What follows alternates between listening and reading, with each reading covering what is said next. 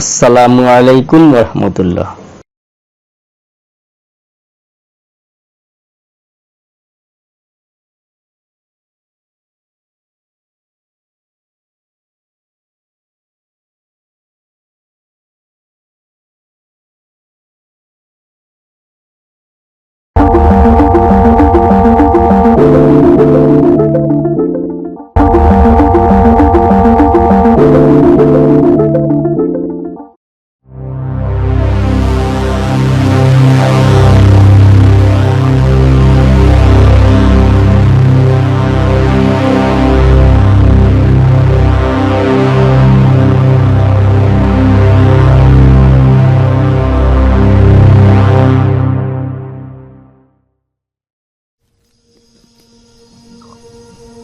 ফিরে এলাম নতুন আরেকটি ভিডিও নিয়ে। আমাদের নতুন আরেকটি ভিডিওতে সবাইকে স্বাগত।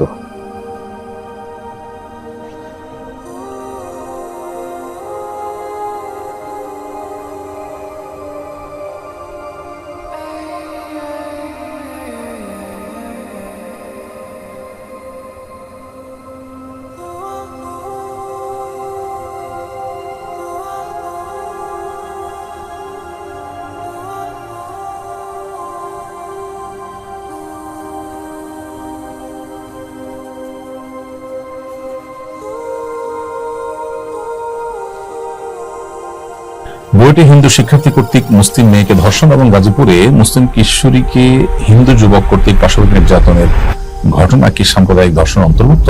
এই প্রশ্ন অনেক বড়। এই প্রশ্ন উত্তর দেওয়ার আগে যেটি আমি বলতে চাই সেটা হলো যে আজ থেকে বেশ কয়েক বছর আগে থেকেই সোশ্যাল মিডিয়াতে বেশ কিছু স্ক্রিনশট ভেসে বেরিয়েছে। সেখানে দেখা গেছে যে হিন্দু তরুণ এবং যুবকদের একটা অংশ তারা তাদের বিভিন্ন ক্লোজ গ্রুপগুলোতে মুসলিম মেয়েদেরকে প্রেমের ফাঁদে ফেলে ধর্ষণ করার কথা তারা বিভিন্নভাবে রসিয়ে রসিয়ে প্রকাশ করছে এবং এটাতে একে অন্যকে তারা উৎসাহ দিচ্ছে, বাহবা দিচ্ছে এবং সাহস যোগাচ্ছে। এই বিষয়গুলো যখন ব্যাপকভাবে ছড়িয়েছে সোশ্যাল মিডিয়াতে, তখন আমি পুলিশের কোনো ঊর্ধ্বতন কর্তৃপক্ষকে জানাই এবং তাদের নজরে আনার চেষ্টা করি। দুর্ভাগ্যজনক বাস্তবতা হলো তারা কেউ এটাকে খুব একটা আমল নিয়েছেন বা এটার উপরে তেমন কোনো পদক্ষেপ গ্রহণ করেছেন বলে মনে হলো না। যার ফলশ্রুতিতে আজকে আমরা দেখতে পাচ্ছি যে এই ধরনের ঘটনা একের পর এক ঘটছে এবং এটা একেবারে দিনের আলো মতো পরিষ্কার হয়ে যাচ্ছে, যেখানে পরিকল্পিতভাবে মুসলিম নারীদেরকে টার্গেট করা হচ্ছে, যেটা খুবই দুর্ভাগ্যজনক বাস্তবতা। বাংলাদেশে সাম্প্রদায়িক সম্প্রীতি সব ধরনের মানুষের মধ্যে আছে, বিশেষ করে মুসলমানরা কোরআন এবং হাদিসের নির্দেশনার কারণে ওলামা ইকরাম তাদেরকে বারবার সচেতন এবং দায়িত্বশীল করবার কারণে তারা অন্য ধর্মাবলম্বীদের প্রতি যথেষ্ট শ্রদ্ধাশীল থাকার চেষ্টা করে। পৃথিবীর অন্য যে কোনো দেশের চাইতে, অন্তত আমাদের পার্শ্ববর্তী যে কোনো দেশের চাইতে আমাদের দেশের সাম্প্রদায়িক সম্প্রীতি যথেষ্ট পরিমাণে আছে, এটি আমরা সবসময় বলার চেষ্টা করি। কিন্তু পরিকল্পিতভাবে সেটিকে বিনষ্ট করা কিংবা মুসলিমদের দুর্নাম করা কিংবা এখানে কোনো প্রকার সাম্প্রদায়িক অশান্তি কিংবা দাঙ্গা সৃষ্টি করবার কোন ষড়যন্ত্রের অংশ কিনা এই কর্মকাণ্ডগুলো, সেটা একমাত্র আল্লাহ ভালো জানেন। তবে এর পাশাপাশি আরেকটি সম্ভাবনা এখানে বেশ জোরালো, সেটি হলো উগ্র যে হিন্দুত্ববাদ, উগ্র হিন্দুত্ববাদী যে ধ্যান ধারণা, সেটার কারণে মুসলিম মেয়েদেরকে এভাবে টার্গেট করা হতে পারে। গাজীপুরের যে ঘটনা, মাত্র 13 বছরের একটা কিশোরী মেয়েকে এইভাবে পাশবিক নির্যাতন করা হয়েছে যে তার সে ভিডিও বক্তব্য শুনে কারোরই আসলে ধৈর্য ধারণ করা বা সংযমী থাকা কোনো সহজ বিষয় নয়। অথচ দুর্ভাগ্যজনক বাস্তবতা হলো যে সেই ঘটনার সাথে জড়িতদের 2 একজনকে গ্রেপ্তার করা হলেও সেই ঘটনাকে নরমালাইজ করার জন্য বলা হলো যে এটা নাকি প্রেমের ঘটনা ছিল। 13 বছরের কোন কিশোরীকে যদি বিয়ে দেওয়ার উদ্যোগ নেয় তার বাবা মা, সেখানে প্রশাসন হাজির হয় সে বিয়ে ভাঙার জন্য এবং সেখানে আক্রমণাত্মক ভঙ্গিতে সেটিকে আপনার ভণ্ডুল করে দেওয়া হয়। প্রশ্ন হচ্ছে 13 বছর বয়সে কোন মেয়ে যদি স্বেচ্ছায় কারোর সাথে আপনার শারীরিক সম্পর্কে জড়ায়, সেটাও কি প্রচলিত আইন অনুমোদন করে কিনা? প্রচলিত আইনের দোহাই দিয়ে এখানে যে বিষয়টাকে নরমালাইজ করার অপচেষ্টা করা হলো, সেটা খুবই দুর্ভাগ্যজনক এবং দুঃখজনক বাস্তবতা। এখানে পরিষ্কারভাবে বোঝা যাচ্ছে যে একটি কিশোরী, একটি শিশু, সে আসলে প্রচন্ড রকমের জুলুমের শিকার হয়েছে এবং এখানে ধর্মীয় বিশ্বাসের জায়গা থেকে, বিশেষ করে উগ্র হিন্দুত্ববাদী চিন্তা চেতনা থেকে এটি হয়েছে কিনা সেটিকে তদন্ত করে দেখার যেখানে প্রয়োজন ছিল, সেটা না করে বরং এটাকে প্রেমের ঘটনা বলে হালকা করার চেষ্টা করা হয়েছে। 13 বছর বয়সে বিয়ে যদি অবৈধ হয় তাহলে প্রেম কিভাবে বৈধ হয়? আর 13 বছরের মেয়ে যদি সম্মতি থাকেও সেই সম্মতির ভিত্তিতে তার সাথে শারীরিক সম্পর্ক করার কোনো সুযোগ প্রচলিত আইনে আছে কিনা, ইসলাম তো অনেক পরের বিষয়। তো এই ধরনের ঘটনাকেও আমরা দেখেছি যে খুব ভালোভাবে হ্যান্ডেল করা যেত, সেটা হ্যান্ডেল করা হয়নি, বরং এটিকে ধামাচাপা দেওয়ার চেষ্টা করা হয়েছে।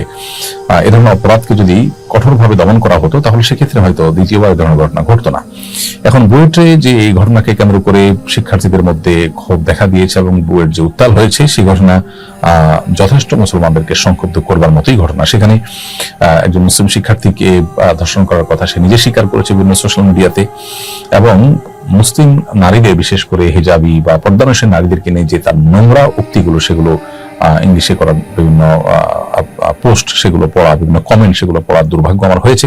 সেগুলো দেখার পর আসলে কোনো মুসলিমই নিজেকে সংযমে রাখা তার জন্য সহজ বিষয় না, বড় কঠিন। এরপরও শিক্ষার্থীরা আইন হাতে তুলে নেয়নি, তারা বিচার দাবি করেছে।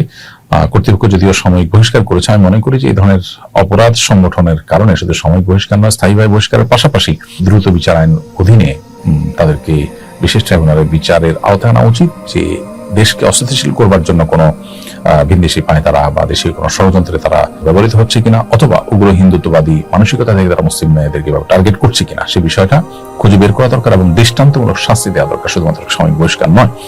এই জন্য পুরো বিষয়টাকে তদন্ত করা এবং তদন্ত করে প্রকৃত ঘটনা উদ্ঘাটন করে সর্বোচ্চ দৃষ্টান্তমূলক শাস্তি যেন কার্যকর করা হয়, সেটা আমরা জোর দাবি জানাচ্ছি। এবং ধামাচাপা দেওয়ার মানসিকতা থেকে আমাদের সরে আসতে হবে।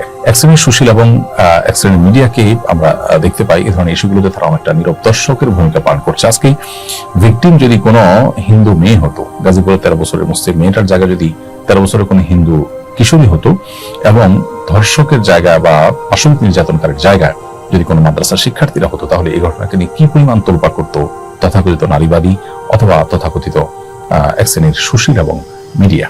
দুর্ভাগ্যজনক যে আজকে তারা মুখে সম্পূর্ণ কুলুপ এঁটে রয়েছে। আবারও প্রমাণ হলো তাদের দ্বিচারিতা, আবারও প্রমাণ হলো তাদের এই সমস্ত মুখোশধারী মানবতার স্লোগান ধরনের প্রকৃত বাস্তবতা।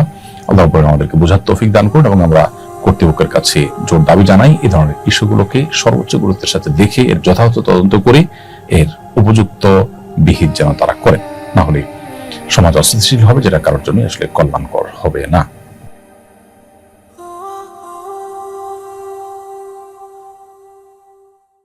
দেখা হবে পরবর্তী কোনো ভিডিওতে। সে পর্যন্ত সবার সুস্থতা এবং নেক হায়াত কামনা করে এখনকার মতো আল্লাহ হাফেজ। পরবর্তী ভিডিও আসার আগ পর্যন্ত ভালো থাকা হয়ে যেন। পরবর্তী ভিডিওতে আমরা সবাই মিলে নতুন কোনো শিক্ষা তথ্যে যুক্ত হব, কেমন?